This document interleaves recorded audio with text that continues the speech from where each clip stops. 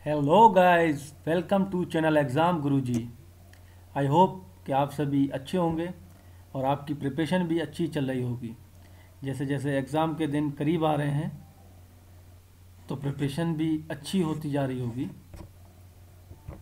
तो मैं आज आपके लिए वो वीडियो लेके आया हूँ जिसका आपको बेसब्री से इंतज़ार था। आप हर वीडियो के कमेंट्स बॉक्स में लिख रहे थे कि कंप्यूटर पे वीडियो बनाई जाए, कंप्यूटर पे वीडियो बनाई जाए। तो आपका इंतज़ार आज ख़त्म हुआ। आज जो मैं वीडियो लेकर आया हूँ उसमें कंप्यूटर के क्वेश्चंस को हम डिस्कस करेंगे। और प्लीज़ इस वीडियो को आप एंड तक देखें। क्यों? क्योंकि इसमें कंप्यूटर तो डिस्कस करेंगे ही हम, उसके साथ कुछ क्वेश्चंस थे जो पिछली वीडियो में अपलोड हुए थे, उनमें डाउट है। बहुत से यूज़र व्यूअर हमारे कमेंट्स कर रहे हैं। एक तो जो मनुश्री चिल्लर वाला है, मिस वर्ल्ड वाला, और एक था कि नोबेल प्राइज़ पे इकोनॉमिक्स में नोबेल प्राइज़ दिया जाता है, लेकिन आंसर में दिया था कि ये नहीं दिया जाता है। तो वो दो क्वेश्चन हम डिस्कस करेंगे, वो वीडियो के लास्ट में हम डिस्कस करेंगे। और प्लीज़ आप जिसको भी डाउट है, जो भी कमेंट्स बॉक्स में लिख रहे थे कि ये आंसर गलत है, पहले पढ़ लेते तब बताते, आपको आता नहीं है, तरह तरह की बातें जिस तरीके से आप कमेंट्स में लिख रहे थे, तो वो हम लास्ट में वीडियो के डिस्कस करेंगे। और मैं दोबारा वही बात रिपीट करूँगा कि गलती इंसान से ही होती है। पहली बात, जो दो क्वेश्चन पे आप लोग जिस तरीके से उंगली उठा रहे थे वो गलती नहीं है। आपने क्वेश्चन को सही तरीके से पढ़ा ही नहीं जो क्वेश्चन पूछ रहा है। ठीक, अगर मान लो गलती है भी तो गलती इंसान से ही होती है। उसको सुधारने का या फिर बताने का कि गलती हो गई है तरीका अलग होता है। और जिस तरीके से आप बोलते हैं वहाँ पर कमेंट्स में, कुछ लोग हैं, कुछ तो बहुत ही ज़्यादा नीचे गिर जाते हैं, तो वो अच्छा नहीं लगता। तो प्लीज़ वो लोग तो ज़रूर ये वीडियो एंड तक देखें। अगर एंड तक ना देखें तो वो लास्ट में दो क्वेश्चन ज़रूर देखें, अपना डाउट क्लियर कर लें, जिससे आगे जो एग्ज़ाम देने जाएं वो, तो उसमें वो गलती ना कर बैठें। और दूसरी बात, एक वीडियो जो सबसे पहले अपलोड हुई थी 2015 हिंदी पेपर की, और उसके दो क्वेश्चंस के आंसर जो गलत बता दिए गए थे वीडियो में, वो हमने कमेंट्स बॉक्स में भी उसको करेक्ट किया था। उसके बाद रीजनिंग की वीडियो बनाई थी, उसमें भी हमने उसको एक्सप्लेन किया था। दोनों के सही आंसर जो थे, करेक्ट आंसर, वो बताए गए थे। और एक मैथ्स में कैलकुलेशन मिस्टेक थी, आंसर सही बताया था लेकिन मैथ्स में बीच में कैलकुलेशन मिस्टेक हो गई थी, तो वो भी रीजनिंग वाली वीडियो में हमने उसको करेक्ट जो उसका सॉल्यूशन था वो दिया था। लेकिन उसके बाद भी आज भी कुछ लोग ऐसे हैं, ना तो वो नीचे कमेंट्स पढ़ते हैं और ना ही शायद उन लोगों ने वो वीडियो देखी रीजनिंग वाली जिसमें वो करेक्ट सॉल्यूशन या एक्सप्लेनेशन उसका दिया गया था। तो प्लीज़ मेरी रिक्वेस्ट है उनसे, कोई भी XYZ कोई भी हैं, मैं नाम नहीं लेना चाहूँगा, वो कमेंट्स करने से पहले, कुछ भी किसी पर उंगली उठाने से पहले, एक बार वो जहाँ कमेंट्स कर रहे हैं वो नीचे कमेंट्स पढ़ लें। हो सकता है कि आपसे पहले किसी ने कमेंट्स किया हो। अगर गलत आंसर दे दिया गया तो ऐसा तो है नहीं कि आप पहले बंदे हैं, आपने वो कमेंट वो चीज़ देखी और पकड़ ली, क्योंकि वीडियो को काफ़ी दिन हो गए अपलोड हुए, उससे पहले भी वो बात डिस्कस हुई थी और उसको करेक्ट किया गया था। ऐसा नहीं है कि हमने अपनी गलती नहीं मानी थी, गलती हुई थी, गलती मानी गई थी और उसको करेक्ट सही भी किया गया था। तो प्लीज़ आप कोई भी है आगे से ऐसा ना करें। अगर कोई गलती हुई है तो आप एक बार, अगर आप उसको करेक्ट कर रहे हैं तो एक बार नीचे कमेंट्स में ज़रूर देख लें। हो सकता है कि उसको करेक्ट किया गया हो हमारे एडमिन पैनल, जो भी हमारी टीम है उनके द्वारा। तो एक बार उसको प्लीज़ ज़रूर देख लें, उसके बाद ही करें, क्योंकि ये अच्छा नहीं लगता बार बार। हर इंडिविजुअली पॉसिबल नहीं है कि हर किसी को एक्सप्लेनेशन दिया जाए। बस ये मंथ एटलीस्ट 10 डेज़ और रह गए हैं, अप्रॉक्स 10-12 दिन जो भी हैं। आप बस इसमें हमारा सहयोग करिए। इसके बाद जो मार्च आएगी, मार्च मंथ से आपको किसी भी तरीके की परेशानी नहीं होगी। जैसे कि कुछ लोग कहते हैं कि वॉइस जो है, बैकग्राउंड वॉइस, वो उनको डिस्टर्ब करती है। ठीक, कुछ जैसे अब ये क्वेश्चन जो 2-3 क्वेश्चन के आंसर गलत बता दिए गए थे, तो इस तरह की गलती भी नहीं होगी आगे से। हम उसको वीडियो को रिव्यू करके तब अपलोड किया करेंगे। तो बस ये थोड़ा सहयोग बनाए रखिए। 10-12 दिन जो भी है, मार्च से किसी भी तरीके की शिकायत करने का आपको मौका नहीं दिया जाएगा। आपसे मेरा ये अनुरोध है, कृपया आप तब तक सब्र रखें और हमारे साथ यूं ही चलते रहें। अपना प्यार हमें अपने लाइक्स और कमेंट्स के ज़रिए देते रहें। चलिए दोस्तों, आज की वीडियो करते हैं शुरू। और शुरू करने से पहले हर बार की तरह आप सबसे मेरा निवेदन है कि चैनल को जिसने भी सब्सक्राइब नहीं किया है वो चैनल को सब्सक्राइब कर लीजिए और बेल आइकन पे क्लिक करना बिल्कुल भी ना भूलें, ताकि जो आने वाली वीडियो हैं उनका नोटिफिकेशन आपको ईजिली मिलता रहे। तो आज का पहला क्वेश्चन है, who develop the concept world wide web. तो इसका आंसर होगा माइक्रोसॉफ्ट। ठीक, जो कॉन्सेप्ट है वो माइक्रोसॉफ्ट ने दिया था, बट वर्ल्ड वाइड वेब वो की थी टिम वर्नर्स ली ने इन्वेंट। ठीक, कॉन्सेप्ट और दिया था माइक्रोसॉफ्ट ने, world wide web T Berners Lee. तो इस चीज़ में कन्फ्यूज़न ना नहीं होना चाहिए आपको। और जो इकोनॉमिक्स नोबेल वाला प्राइज़ था वो इसी टाइप से क्वेश्चन था जिसमें आप सबको कन्फ्यूज़न हुई है। Second question, the basic application of an and gate in computer is for. ठीक, दो गेट होते हैं, एक एंड एक और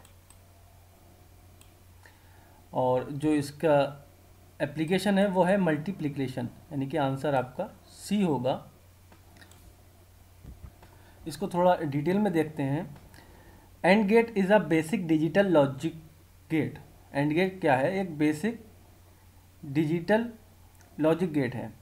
डेट इम्प्लीमेंट्स लॉजिकल कंजक्शन, जो क्या करता है? लॉजिकल कंजक्शन को इम्प्लीमेंट करता है, जोड़ता है। ठीक, कंजक्शन मतलब जैसे कि अगर मैं ये बोलूँ, ये इनपुट का मैंने बना लिया एक, ठीक, और ये आउटपुट का हो गया। ठीक, अब दो इनपुट दे रहा हूँ मैं, ए और बी, तो आउटपुट जो निकलेगी ए एंड, ये एंड गेट लग गया। ठीक,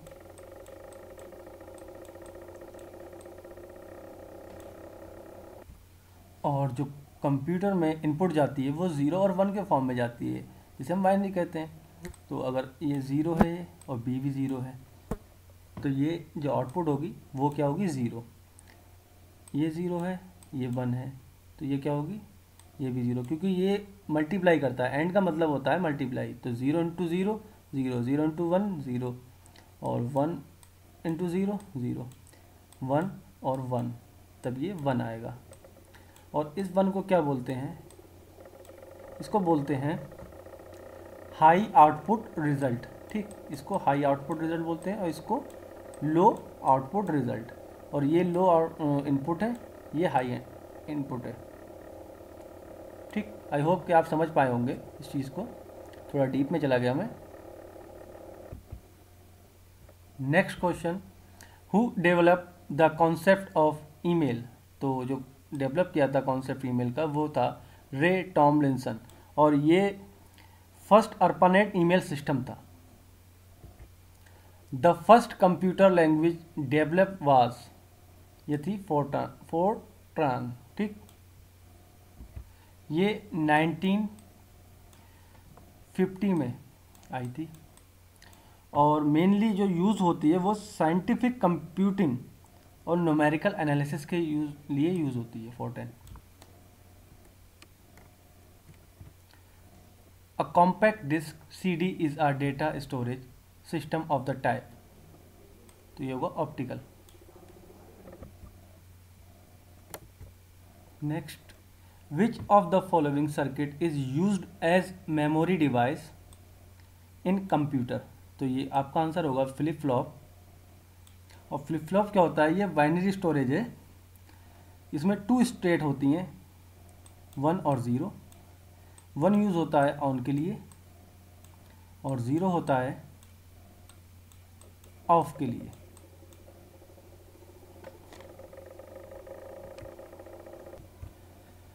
WLL stand for, WLL wireless in local loop. और जो इसका यूज़ होता है वो वायरलेस कम्युनिकेशन में होता है। वॉकी टॉकी देखी होगी आपने, वो भी WLL है। जो भी जिसमें वायर ना हो वो चीज़ वायरलेस से संबंधित होती है। ATM इज़ द एब्रेविएशन फॉर, तो इसका आंसर होगा, मतलब फुल फॉर्म पूछी है इसकी कि ATM की फुल फॉर्म क्या है, तो automated teller machine. A bit refers to binary digit, जो कि 0 और 1 वैल्यू होती है, कॉमा है ये। क्वेश्चन नंबर 10, इन अ 14 इंच, ये इंच का साइन है, टीवी और computer monitor the dimension of 14 stand for, तो ये 14 जो है उसका क्या मतलब होता है, इसका ये मतलब होता है ये डायगनल ऑफ द स्क्रीन। जो स्क्रीन का साइज़ हम बोलते हैं कितनी साइज़ की स्क्रीन है, या एलईडी है, एलसीडी है, तो बोलते हैं 14 इंच 15 इंच, तो जो वो उसकी लंबाई जो होती है वो डायगनल, ये वाली तिरछी वाली लंबाई होती है। In which of the following areas a spreadsheet software is more useful? Spreadsheet software जो है वो सबसे ज़्यादा यूज़फुल कौन से उसमें है? ये 4 एरियाज़ दे रखे हैं, 4 जगह दे रखी हैं, ठीक, तो उसमें सबसे ज़्यादा यूज़फुल कहाँ पे है स्प्रेडशीट? तो वो है स्टैटिक्स में। A communication network which is used by large organization over regional, national और global area is called, ये होता है WAN WAN, ठीक। अगर मैं इनकी फुल फॉर्म की बात करूं तो ये होता है लोकल, ठीक, लोकल एरिया नेटवर्क, ये होता है वाइड एरिया नेटवर्क, और ये होता है मेट्रोपॉलिटन, ठीक, और ये होता है value added network, value added. A parallel port is most often used uh, तो पैरेलल पोर्ट जो यूज़ होता है वो होता है प्रिंटर में। अब हम अगर पैरेलल पोर्ट को समझें तो पैरेलल पोर्ट क्या होता है? पैरेलल पोर्ट जो होता है वो होता है हार्डवेयर इंटरफेस, एक सॉकेट होता है कंप्यूटर में जो यूज़ किया जाता है प्रिंटर को कनेक्ट करने के लिए, या कोई अदर डिवाइस। अगर आपने अपने लैपटॉप या कंप्यूटर में देखा होगा, एक चौड़ी सी पिन होती है जिसमें बहुत ज़्यादा होल होते हैं, लगभग 25 के आसपास, तो वो जो है वो पैरेलल पोर्ट होता है। और इसमें क्या है, क्या होता है इसमें 8 डेटा बिट्स ट्रांसफ़र होता है साइमल्टेनियसली, एक साथ जो है वो इतना डेटा ट्रांसफ़र होता है। हु इंट्रोड्यूस MMX टेक्नोलॉजी, तो ये जो इंट्रोड्यूस कराई थी वो कराई थी इंटेल ने। और ये है क्या MMX? ये है single instruction multiple data, means SIMD इसको शॉर्ट में बोलते हैं, उसका सेट है, इंस्ट्रक्शन सेट है, और जो कि 1997 में ये फर्स्ट टाइम आया था MMX, ठीक। Where is the proposed Microsoft software development centre in India to come up, तो इसका आंसर होगा Hyderabad. IC chips for computer are usually made of silicon. To read a CD-ROM disk, you need laser beam. हमको अगर CD-ROM पढ़ना है तो किसकी ज़रूरत है? तो लेज़र बीम की ज़रूरत होती है। द नोशेड एट्रीब्यूट इन HTML, एक एट्रीब्यूट होता है नोशेड का HTML में, वो किस लिए होता है? वो होता है display the line in red, जो लाइन है हमारी वो रेड में हो। और इसको कैसे देते हैं कमांड? ऐसे ये होता है, ठीक, और HR स्पेस देंगे, देन नो, और ये शेड लिख देंगे SHADE, और इसको ऐसे बंद कर देंगे। अगर ऐसे ये कमांड देंगे तो क्या होगा? Display the line in red. In HTML B and /B tag display the enclose text in, तो ये किस में करेगा? ये करेगा बोल्ड में। How much data does a standard floppy disk hold? तो 1.44 MB डेटा जो है वो होल्ड करती है फ्लॉपी। 1.44 MB डेटा की कैपेसिटी होती है फ्लॉपी की। एनिक वाज, एनिक क्या है? एनिक है एक इलेक्ट्रॉनिक कंप्यूटर। अगर इसकी फुल फॉर्म की बात करें तो फुल फॉर्म होगी electronic numerical integrated and computer. ठीक, electronic numerical integrated and computer. One byte consist of 8 bits. एक बाइट 8 बिट्स के बराबर होती है। In a computer what does RAM stand for? तो रैम की फुल फॉर्म होती है रैंडम एक्सेस मेमोरी, और एक होती है रोम, उसकी होती है रीड ओनली मेमोरी।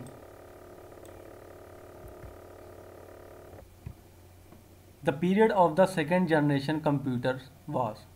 तो इसका होगा 1956 से 1963। अगर हम पीरियड की बात करें तो पहली जनरेशन जो थी वो 1940 से 56 तक वैक्यूम था। ठीक, वैक्यूम जनरेशन थी वो, वैक्यूम ट्यूब से। सेकेंड जो जिसकी हमने अभी बात की 1956 से 1963 तक, इसमें ट्रांजिस्टर यूज़ हुआ। थर्ड जो थी हमारी वो थी 64 से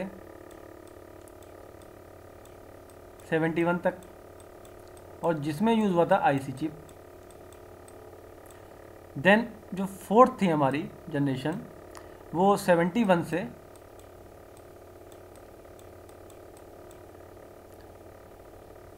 अब तक, मतलब प्रेजेंट टाइम में चल रही है, और वो है माइक्रो प्रोसेसर। ठीक, माइक्रो प्रोसेसर। और फिफ्थ जो अभी प्रेजेंट में चल रही है जिसको जो है आर्टिफिशियल इंटेलिजेंस पे। Question number 25, a bug in a program is a? Bug क्या होती है प्रोग्राम में? प्रोग्राम में बग क्या होती है? तो बग होती है एरर। कंप्यूटर की भाषा में एरर को हम बग बोलते हैं।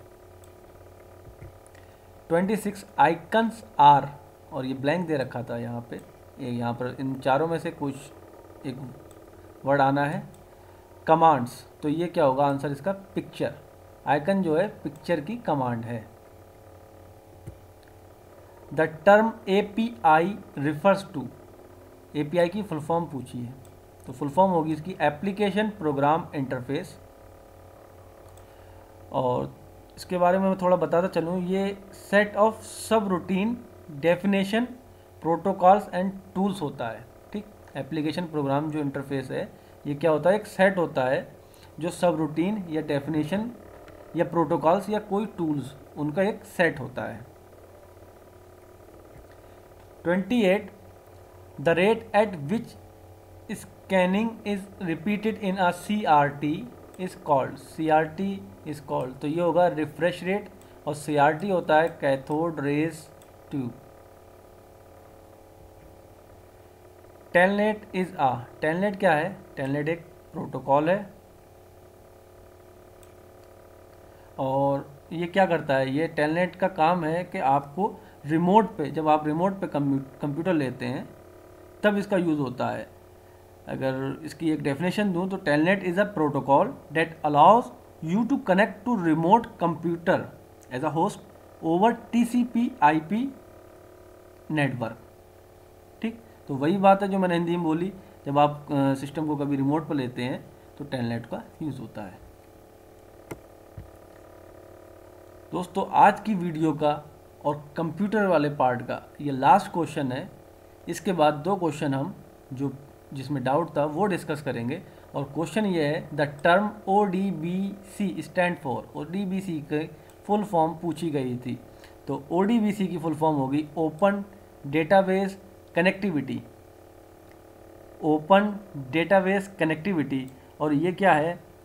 Open database connectivity is a standard application program interface for accessing DBMS, मतलब डेटाबेस मैनेजमेंट सिस्टम को एक्सेस करने के लिए एक स्टैंडर्ड एप्लीकेशन प्रोग्राम है। दोस्तों ये है क्वेश्चन नंबर 33 जो पिछली वीडियो का, जिसमें पूछा गया था Nobel prize in which field is not paid out of the endowment set up by doctor Alfred Nobel. ठीक, इंग्लिश में जो क्वेश्चन है उससे आपको लग रहा होगा कि क्या पूछा गया है। अगर मैं इसको हिंदी में ट्रांसलेट करूं तो इसका मतलब ये होगा कि नोबेल प्राइज़ जो है वो किस फील्ड में नहीं दिया जाता है, अल्फ्रेड नोबेल के जो भी उन्होंने सेट किया था उससे पैसे से। ठीक, आई होप समझ पा रहे होंगे आप बात को। तो ये इकोनॉमिक्स है। इकोनॉमिक्स में नोबेल प्राइज़ दिया जाता है, लेकिन जो उसमें पेड होता है, जो भी मनी मिलती है नोबेल प्राइज़ में, वो देती है वहाँ की बैंक है एक। नोबेल प्राइज़ जो फर्स्ट टाइम दिया गया था, वो जो इस्टेब्लिश हुआ था वो था 1895 में, बट इकोनॉमिक्स में जो था वो 1969 में दिया गया था फर्स्ट टाइम। और किसके द्वारा दिया गया था?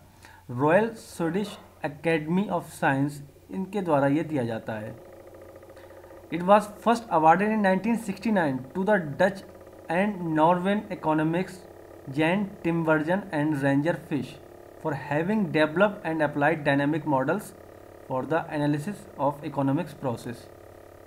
स्वीडन सेंट्रल बैंक के द्वारा ये दिया जाता है। अब आते हैं नेक्स्ट क्वेश्चन पे, जो काफ़ी विवादित रहा ये क्वेश्चन। मिस इंडिया वर्ल्ड प्रतियोगिता का खिताब जीतने वाली हैं।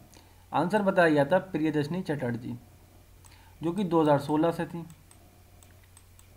ठीक, और 2017 में मनुश्री छिल्लर बनी थी। अब आप मुझे ये बताइए, पहली बात तो यहाँ पर ईयर नहीं लिखा है, मतलब वर्ष नहीं लिखा है किस वर्ष का पूछा गया है। दूसरी बात, मनुश्री छिल्लर, इन चार ऑप्शन में कौन सा ऑप्शन है जो मनुश्री छिल्लर लिखा है? यहाँ पर ये मनोदी घिल्लर लिखा है। अब जो ऑप्शन है उसमें एक ही है प्रियदर्शनी, और जिन्होंने मिस इंडिया वर्ल्ड प्रतियोगिता का खिताब जीता है। इसमें यह तो नहीं लिखा कि 2016 में जीता कि 2017 में जीता। जो आप बार बार कमेंट जो भी आ रहा है वीडियो में, वो यही सबसे पहले कमेंट कर रहा है कि ये गलत पढ़ा दिया आपने, वीडियो बना रहे हो गलत पढ़ा रहे हो, सिलेक्शन रुकवा दोगे। पहले क्वेश्चन तो आप ठीक से पढ़ लीजिए। इसमें ईयर लिखा है, कहीं भी कहीं मेंशन नहीं है कि किस ईयर की पूछा गया है। अगर मैं मान भी लूँ कि 2017 का पूछा गया है तो इसमें मनोदी घिल्लर लगाएंगे आप? मनोदी घिल्लर नाम है क्या उनका? दूसरी बात, जब क्वेश्चन में क्लियर ही नहीं है कौन से ईयर का पूछा गया है, और एक नाम जो कि सही यहाँ पर दिख रहा है हमको, जो प्रीवियस ईयर में 2016 में बनी भी थी प्रियदर्शनी चटर्जी, तो हम उसी को ही तो लगाएंगे। अपने दिल से कुछ और थोड़ी ना लगा देंगे जब पूछा ही नहीं गया। और मैं एक बात और क्लियर कर दूँ, ये जहाँ से मैंने ये क्वेश्चन लिया है, करंट अफेयर्स की बुक थी, वहाँ से ये क्वेश्चन लिया गया है। और ये उस बुक में तब का क्वेश्चन है जब मनुश्री छिल्लर बनी नहीं थी। तो उस वक्त के हिसाब से ये क्वेश्चन का आंसर बिल्कुल ठीक है, क्योंकि ये जून जुलाई की, शायद जून जुलाई की करंट अफेयर का है, प्रियदर्शनी चटर्जी जो आई थी। आई थिंक जहाँ तक मुझे लग रहा है ये जून जुलाई का है, उसके बाद ही बनी है मनुश्री छिल्लर। तो उस पॉइंट ऑफ व्यू से तब भी ये गलत नहीं है आंसर। बट आप लोग जिस तरीके से कमेंट कर रहे हैं उससे तो ऐसा लग रहा है पता नहीं क्या कर दिया मैंने। अगर गलती हुई थी तो प्लीज़ आपसे मैं रिक्वेस्ट कर रहा हूँ, आप उसमें सुधार, जिस तरीके से मतलब बोला जाता है, एक बोलने का लहजा तरीका होता है, उस तरीके से आप बात करिए कि भाई सर जो भी आप बोलना चाहें कि ये गलती हो गई, आपने यहाँ पर ये आंसर गलत बता दिया, प्लीज़ इसको करेक्ट करें। अगर हो सकता है कि आप भी गलत हों, जैसे अभी इन दोनों क्वेश्चन पे आप गलत हैं, आपने क्वेश्चन ठीक से नहीं पढ़ा, बट ब्लेम करने के लिए क्रिटिसाइज़ करना आसान होता है, कोई भी क्रिटिसाइज़ कर देगा। तो प्लीज़ इस तरीके की बातें ना करें। और जिस तरीके से आप मुझे प्यार अपने लाइक्स और कमेंट्स के ज़रिए दे रहे हैं, उम्मीद करता हूं कि वैसा ही मुझे आगे मिलता रहेगा। और आपको ये वीडियो पसंद आई होगी ऐसा उम्मीद करता हूं। अगर वीडियो आपको पसंद आई हो तो प्लीज़ लाइक करें, शेयर करें, और अपने वैल्यूएबल कमेंट्स और जो भी सजेशन हो आपके, वो प्लीज़ मेंशन ज़रूर करें। आपकी वीडियो, आज की वीडियो आपको कैसी लगी ये भी ज़रूर बताएं। कल मैं वीडियो 2014 KBS LDC का जो हम सीरीज चला रहे थे KBS LDC की प्रीवियस ईयर के पेपर की, तो उसमें GS और कंप्यूटर की पार्ट रह गया था और एक रीजनिंग का। तो कल मैं जो वीडियो अपलोड करूँगा वो होगी हमारी GS और कंप्यूटर पे, और उम्मीद करता हूँ कि आपको आज जो भी हमने डिस्कस किया उसमें मज़ा आया होगा और वो सब समझ जा होगा आपने। और मैं एक बात और कहना चाहूँगा कि आप इस वीडियो को जो भी GS की हैं या कंप्यूटर की हैं तो उसको एक बार ना सुने, एटलीस्ट 2-3 बार सुने, क्योंकि सुनने से जो है वो मेमोराइज हो जाएगा आपका। तो 2-3 बार कम से कम आप इस वीडियो को सुने। और फिर से लास्ट टाइम जाते जाते मैं बोलूँगा, जो भी चैनल को अभी तक सब्सक्राइब नहीं कर पाए वो चैनल को सब्सक्राइब कर लें, देन उसके बाद बेल आइकन पर क्लिक करें ताकि नेक्स्ट वीडियो का नोटिफिकेशन आपको ईजिली मिलता रहे। आज के लिए इतना ही, धन्यवाद दोस्तों।